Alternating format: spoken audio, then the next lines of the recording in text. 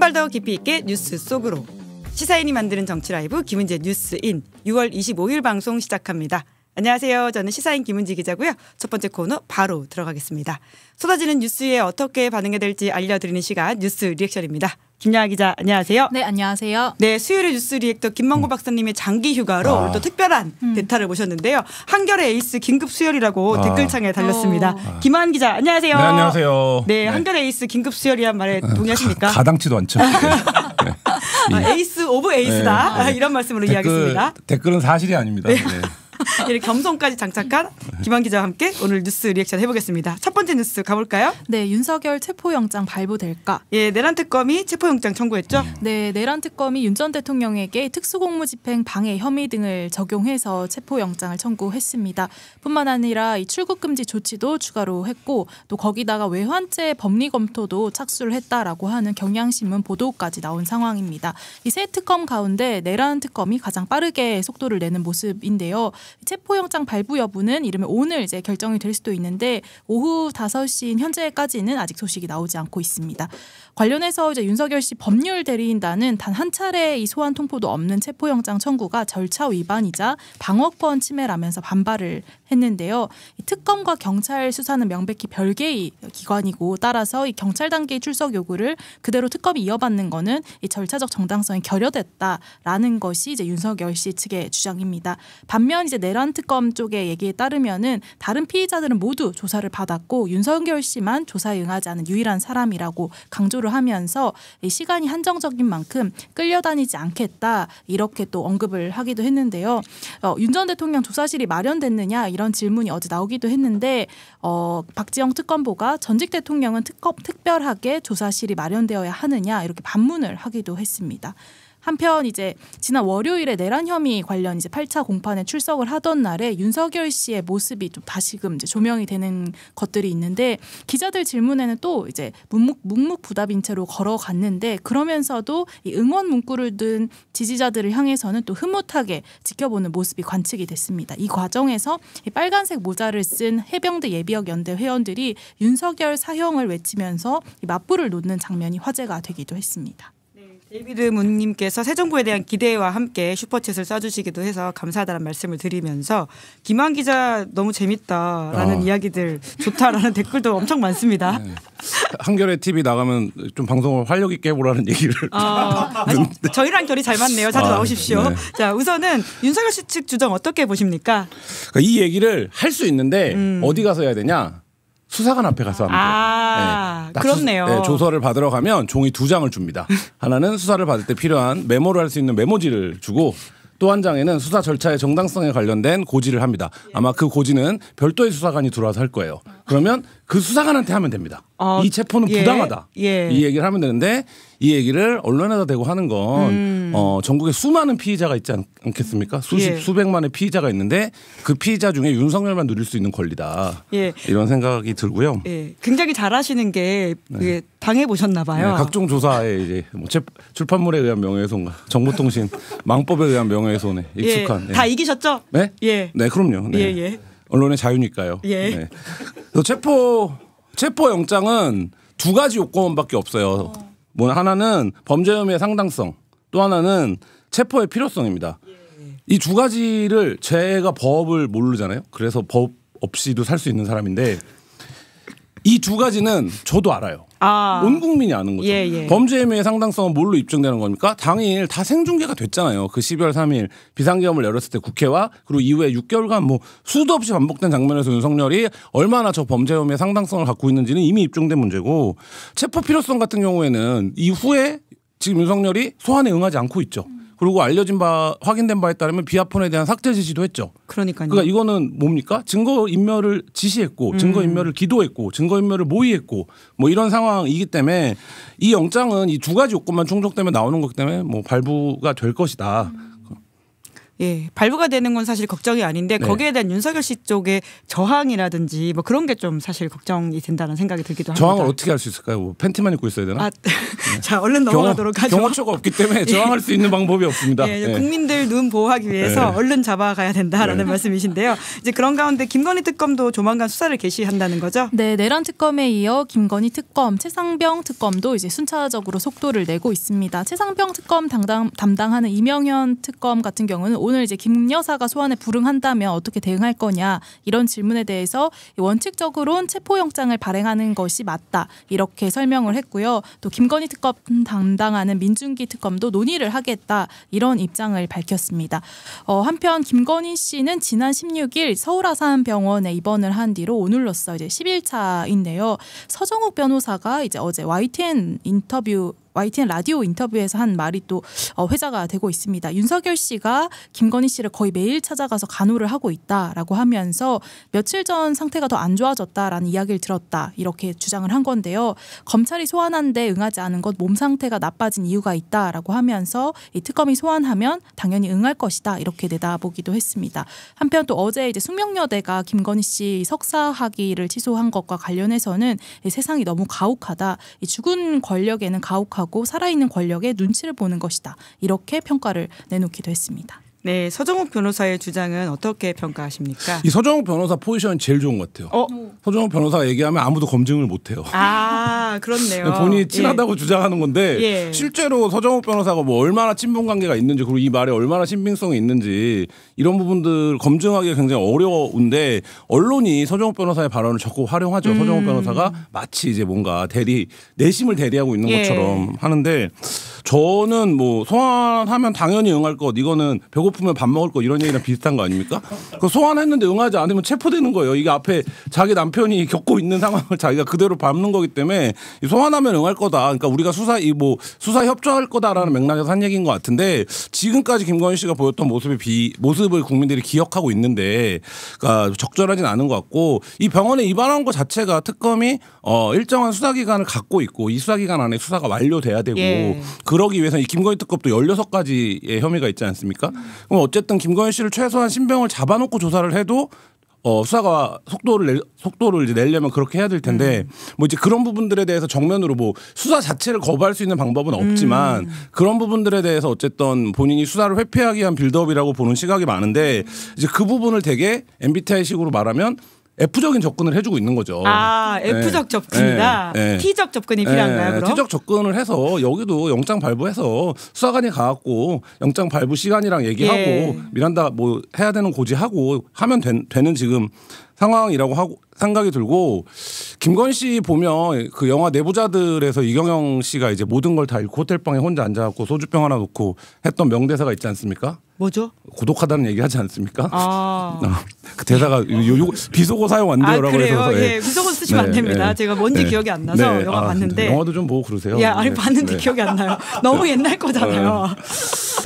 케이블에서 밤에 많이 해줘요. 네, 근데 지금 굉장히 고독한 상황이겠죠. 예를 들면 뭐 그 학위 얘기도 했지만 지금 이제 석사에서 박사했다가 석사 먼저 취소되고 박사 취소되면 다시 이제 학사 돼야 되는 뭐 이런 상황이고 그다음에 이제 요양병원 문제도 어저께 이제 14억 원을 환수하기로 했으니까 가족 전체가 지금 붕괴하고 뭔가 자기가 누렸던 권력이 다 상실되는 이런 연락 고독한 상황일 텐데 그 문제는 그 문제인 것이고 본인이 저지른 범죄에 대한 소명은 이제 해야 될 때가 왔다. 본인이 대통령 되기 전인가요? 그 이명수 기자랑 통화해서 말하지 않았습니까? 권력이 원래 그런 거예요. 네, 알아서 움직인다라는 취지 이야기를 한 바가 있죠. 근데 가족에다 같이 몰락할 위기다 이렇게 이야기를 하셨는데 혹시 김한 기자 레이더에 좀 걸리는 게 있습니까? 김건희 씨 외에 가족 일과 관련된 의혹들도 지금 조금씩 나오고 있는 것 같은데요. 일단 양평고속도로 같은 경우도 특검이 다른 것들은 지금 어느 정도 그래도 가이드나 윤곽들이 있는 사건인데 양평고속도로 같은 경우에는 어쨌든 김건희 일가의 재산 증식을 위해서 만약에 그게 지금 혐의로 제기되는 부분이 사실이라면 이런 부분이고 그러면 그거는 김건희 씨보다 문제보다는 김건희 씨 오빠나 엄마의 문제가 될 가능성이 크거든요. 그러면 이제 거기에 뭐 이해관계 시사 차익을 위해서 김건희 씨가 움직인 상황이 될 거고 이제 그런 문제들이 있고 그다음에 이제 이 오빠들의 행적이 거의 알려지지 않고 있어요. 근데 이제 이 오빠들이 과연 지난 3년간 우리 동생이 영부인이 됐으니 숨죽이고 있어야겠다. 아무것도 하지 말아야지. 이러고 살았을까? 그럴 것 같진 않다는 거죠. 그러면 결국 이제 그 과정의 문제들도 드러날 것들이 있지 않을까 싶고 그래서 여러 가지 뭐 정보를 받아보는 사람들은 지금 김건희 특검에 포함되어 있는 리스트업 되어 있는 것보다 더 큰 다른 범죄 혐의가 나올 수도 있다. 왜냐하면 그건 아예 세상에 노출이 되지 않은 거고 속성상 그런 건이 나오면 언론이 엄청 다시 이 사건이 재밌어지겠죠. 지금 이제 말하자면 특검이 수사하는 걸 좀 지켜보자 이런 분위기도 있는 거잖아요. 앞서가는 언론 별로 없는 것 같거든요. 근데 어쨌든 뭐 그런 문제들이 지금 튀어나올 수도 있다 이런 생각 듭니다. 뭔가 다 뭐 신기할 정도로 이 오빠들의 행적이 알려진 바가 없어요. 지금 소위 말하는 평택이라든지 또 캄보디아라는 댓글도 달리고 있는데요. 그런 부분에 대한 의심도 뭐 할 수 있다 이렇게 보시는 건가요? 그러니까 뭐 오빠들이 뭔가의 사업을 했겠죠. 그러니까 예를 들면 뭔가의 사업을 했겠죠. 누가 도와주는 사람이 있지 않으면 생계비를 벌어야 되지 않습니까? 네, 근데 생계비를 벌어야 되는데 마침 내 동생이 영부인이 됐네. 아이고. 고속도로 노선도 막 바꾸네. 이러면 뭐 그러니까 그거를 이제 확인해 봐야 되는 거죠. 네, 특검이 해야 될 일이 정말 많다 이런 걸 확인하면서 두 번째 뉴스 넘어가 보죠. 네, 군사법원 박완수, 이진우 보석 허가. 네, 보석을 허가했죠. 네, 군사법원이 오늘 박완수 전 육군참모총장과 이진우 전 수방사령관에 대한 보석을 허가했습니다. 이 전 사령관의 경우에는 30일 그리고 박 전 총장은 다음 달 2일에 이제 구속 기한이 만료가 되는데요. 이것 때문에 이제 군 검찰이 재판부에 조건을 붙인 석방을 요청하는 의견을 낸 바가 있습니다. 이에 따라 이제 오늘 오후쯤 석방 절차가 진행된다라고 하는데 역시 아직까지는 좀 나지 않은 상황으로 보이고요. 또 하나 이제 기다리고 있는 문제가 김 전 장관의 추가 구속 여부가 오늘 중에 또 결정될 수 있는 전망인 것으로 보입니다. 앞서 이제 김용년 전 장관 측이 이제 재판부 기피 신청에 대해서 어제 재판부가 한 번 기각을 했고요. 또 김 전 장관 측이 여기에 대해서 불복을 했으나 법원이 이를 다시 받아들이지 않았습니다. 오늘 이제 구속영장 신문에서만 4차례 기피 신청과 기각이 반복되었다라고 합니다. 네, 김용현 전 장관은 추가 구속될 거라고 보십니까? 네. 그러면 끝? 아니 민간인한테 비합헌 줬는데 그걸로 구속을 못 시키면 대한민국이 뭐 어떻게 됩니까? 네, 근데 지금까지 너무 사법 절차에서 그러니까 이거는 지금 김용현이 추가 구속되고 박완수, 이준호가 석방되는 문제에서 개별 케이스들이 중요한 게 아니라 총체적으로 검찰과 군검찰이 왜 이렇게 일을 안 했는가 이 사건과 관련해서 당연히 어느 나라가 친위 쿠데타를 일으킨 세력이 법정 구속 기한이 만료됐다는 이유로 석방합니까? 그러니까요. 왜 어떤 법치만 이렇게 잘 돌아갑니까? 심지어 윤석열 씨는 석방이 됐잖아요. 네. 그러니까 이거는 윤석열 씨도 마찬가지고 검찰이나 이런 데서 당연히 수사를 하는 과정에서 이들의 여죄를 밝혀낸 부분들이 있고 지금 언론이 보도된 부분도 굉장히 많지 않습니까? 그러면 이제 그런 부분들에 대해서 추가 기소를 통해서 신병을 확보를 했어야 되는 거고 여태까지 제 기억에 제가 기자가 되고 나서 이 정도 규모의 사건은 없었지만 이런 정도로 세간의 집중을 받은 사건에서 구속기한 만료로 석방해 주는 건 검찰이 의도를 가졌을 때 예를 들면 어떤 범죄자가 사건이 엄청 큰데 엄청 협조를 잘했어. 그래서 다른 사람들은 다 추가 혐의로 기소했는데 그래 너는 우리는 이제 폴리바게닝이 없지 않습니까 공식적으로. 그러니까 너는 추가 기소를 안 할 테니 일단 나와서 재판을 받아라. 장시호 뭐 이런 경우들이죠. 그런 경우들을 제외하고 이 정도 규모의 사건에서 이거를 석방 만료로 줄줄이 이렇게 풀어주는 상황을 만든다. 이거는 뭐 앞으로 검찰이 어떻게 될지 모르겠지만 이 사건에서만 갖고도 백서를 써야 되는 일이다. 이걸 그러니까 수사 역사상 굉장히 이제 말하자면 일을 하지 않음으로써 검찰이 어떤 말하자면 상황을 만들어낼 수 있는지를 보여주는 건이다. 이런 생각 듭니다. 네. 세 번째 뉴스 넘어가 볼까요? 정계 복귀 시사한 홍준표, 유튜브 출연하는 명태균. 네, 두 사람이 또 집중받고 있죠. 네, 홍준표 전 시장이 오늘 또 청년의 꿈에서 조급하지 않고 세상이 다시 부를 때까지 기다린다. 내 능력이 소진되었다고 판단될 때까지 라는 이제 댓글을 남겼습니다. 사실상 또 정기 복귀를 시사하는 듯한 느낌인데요. 어제도 이제 자신의 페이스북에다가 한국의 보수 세력을 망친 주범은 윤석열, 한동훈 두 용병과 그들과 부화내동한 국힘 중진들이라고 하면서 전국적으로 국민의힘이 통진당 신세를 면치 못할 것이다 라고 하면서 강하게 직격하는 발언을 남기기도 했죠. 그런 가운데 또 명태균 씨의 이 행보도 주목이 되고 있는데요. 페이스북에 연일 자신을 향해서 뭐 좌파 우파로 강요하지 말라던가 또 경남의 국민의힘 국회의원 자치단체장을 싹 갈아치웁시다라는 연락들이 너무 많이 온다. 이런 이제 글들을 올리고 있었는데 이어서 이제 명 씨의 변호인이었던 김소연 변호사와 한 유튜브 채널에 또 출연을 시작했습니다. 특히 이제 경남 지역 국회의원들의 공천과 얽힌 내막에 대해서 폭로를 하겠다 이런 취지인 것으로 전해졌는데요. 사실 지금 또 김건희 특검이 다루는 의혹에 명태균 씨 관련된 공천 개입 의혹도 포함되어 있는 상황이고요. 뿐만 아니라 지난 6월 16일에는 홍 전 시장을 향해서 이 특검 수사나 성실히 받으시라라고 또 직격을 하기도 했습니다. 네, 이 분야 김한 기자의 가장 전공 분야 아닙니까? 명태균 씨 오래 취재하셨는데요. 네, 명태균 씨가 그 얘기를 싫어하더라고요.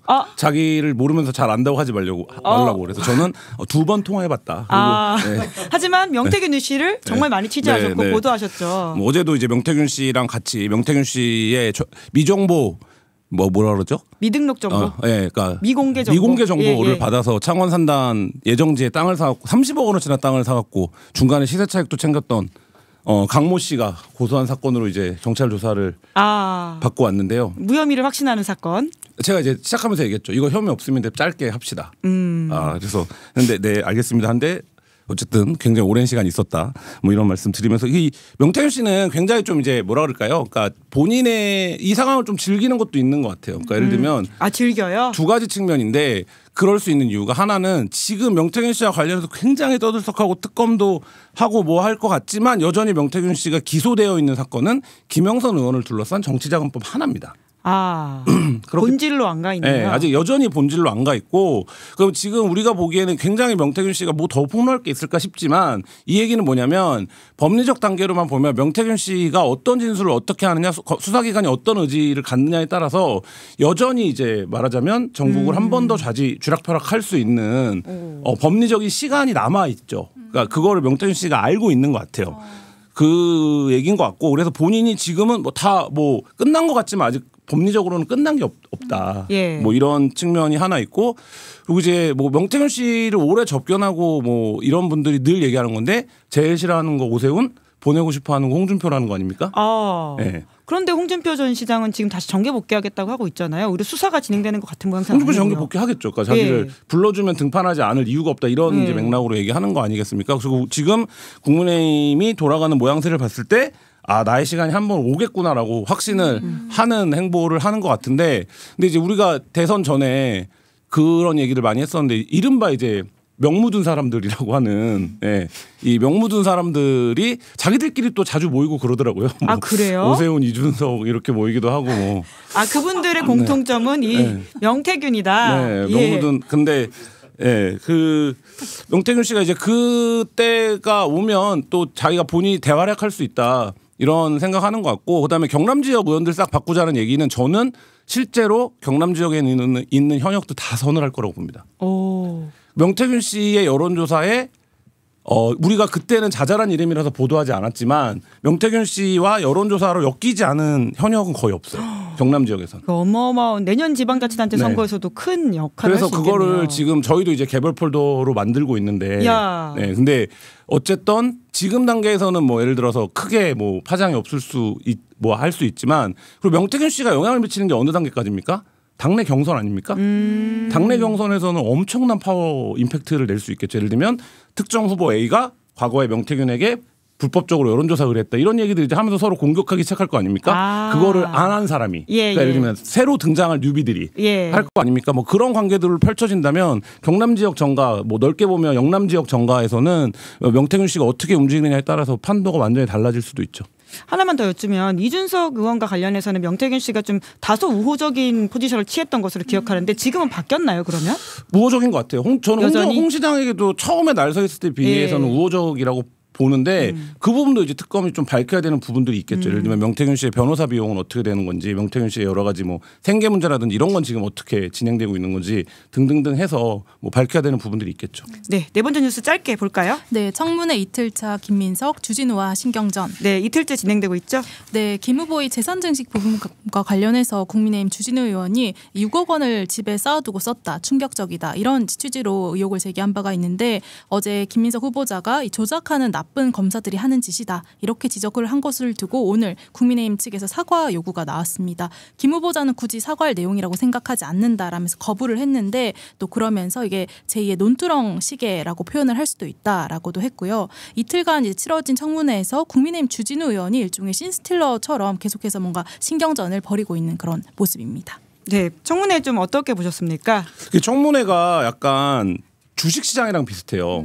그래서 악재가 선반영돼요. 그러니까 청문회를 준비하는 기간에 악재가 이미 다 반영이 된 거예요. 그러면 인사청문회 들어가서 그 얘기를 또 하면 언론이 그런 제목을 뽑아요. 한방 없었던 청문회. 뭐 이런 거. 왜냐하면 이미 제기됐던 내용 그 자리에서 인사청문회에서 뭘 해명하는 사람 봤습니까? 인사청문회 그냥 서로 얘기하는 거예요. 그렇기 때문에 이 앞에 이미 근데 김민석 의원도 여러 가지 얘기들이 나왔죠. 그게 다 반영이 된 상태에서 국민의힘이 더 뭘 내놓지를 못했어요. 그러다 보니까 결정적으로 김민석 의원이 모든 걸 방어할 수 있는 카드가 있지 않습니까? 난 재산 2억밖에 없다. 여태까지 번 돈을 다 합쳐도 마이너스다.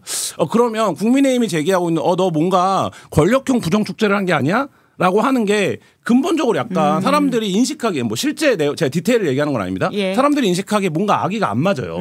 그런 상태에서 국민의힘이 청문회 내내 이제 결정적인 한 방을 내놓지 못하고 그것도 느꼈어요. 이들이 청문회를 할 별로 역량이 없다. 왜냐하면 모든 청문회 주인공들이 다 자료를 안 줍니다. 그래도 보좌관들이 이 악물고 하면 국회의원이 이 악물고 한번 해보자라고 하면 보좌관들이 어떻게든 질문거리를 만들어냅니다. 근데 제가 어제 질문하는 거 보니까 이 청문회 별로 의지가 없다. 국민의힘이? 네, 이런 생각이 들었고 그거가 왜 그럴까 생각을 해보니까 윤석열 정부 들어서 사실상 인사청문회가 형해화된 거 아닙니까? 인사청문회에서 어떻게 되든 그냥 임명 강행하면 끝나는 거니까 그 세월의 당을 너무 오래 했다. 이런 생각도 들었습니다.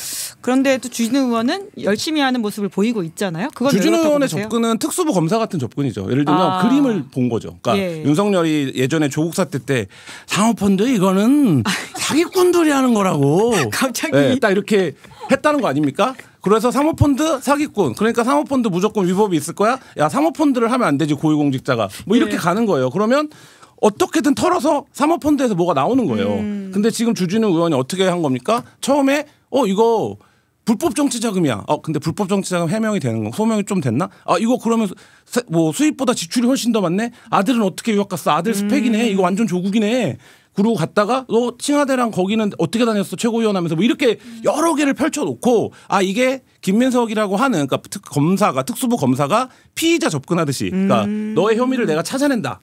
뭐 이런 방식의 접근을 했다가 어떤 것들은 격파되고 지금 이틀간의 청문회에서 뭐 하나 남은 겁니까? 한 5-6가지 제기했다가 그 돈 맞추는 것만 남은 거예요. 근데 제가 그 청문회 들어가기 전에도 그 얘기를 했었는데 이 가계 자금 흐름이라는 건 부인이 갖고 왔는데요. 이러면 사실 애매해지기 시작하거든요. 근데 사실 사실 그럴 거예요. 모든 집들이 그런 측면들이 있을 수 있으니까. 근데 거기서 국민들이 보기에는 야 70억 재산 갖고 그 아들이 7억 증여받는 네가 지금 그 5억 6억을 맞춰서 이렇게 해서 1억이고요. 이렇게 2억 1,000만 원이고 뭐 이렇게 얘기하고 있는데 그거 하는 게 안 맞잖아. 이렇기 때문에 지금 사실 이게 별로 타격감이 없이 되어버리고 오히려 주진우 의원이 급성 간염으로 군면제를 받았다는 놀라운 사실. 저보다 5년 먼저 신검을 받았던데 급성 간염은 7급이 나옵니다 원래. 7급은 뭐냐? 한 달이나 3개월 후에 재검을 받으라는 겁니다. 현증이기 때문에. 그리고 다시 가서 또 급성 간염일 수도 있어요. 물론 급성 간염을 3개월 앓으면 사람이 아마 거의 초죽음 상태가 될 겁니다. 급성 간염은 그런 병이 아니에요. 그래서 이름에 급성이 붙어 있는 거예요. 병원 가서 약 먹고 주사 맞으면 금방 좋아진다고요. 근데 만약에 또 7급을 받았다. 그러면 또 시간을 줍니다. 그러면 제 기억에 한 3번 정도까지 줍니다.